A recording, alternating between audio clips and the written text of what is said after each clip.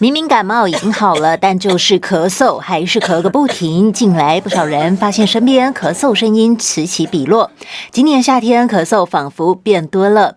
医师分析，因为有多种呼吸道病毒同时流行，首要的就是症状出现变异性的新冠病毒。像现在呢，很多新冠病毒呢被验出比较多了。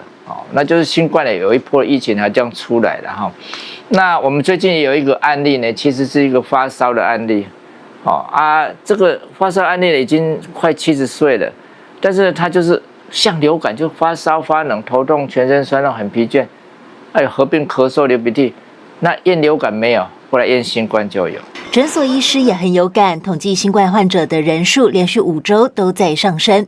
其他会造成久咳不愈的原因，还包括鼻病毒、腺病毒、流感、人类间质性肺炎病毒和梅浆菌。本身如果气喘、鼻窦炎或胃食道逆流，也会加剧咳嗽。因此，医师提醒，一般症状如果咳嗽拖了2-3周都还没有断掉，就要就医，找出确切原因。假设你是气喘引起的，我要用的是气管扩张剂，我可能甚至还要用到类固醇，这是气喘的咳嗽。假设它是鼻窦炎引起的，我也要用抗生素，要吃一个疗程。假设是梅浆菌引起的，我要治疗梅浆菌本身，我可能要用一些红霉素类的药、四环霉素类的药，去治疗你。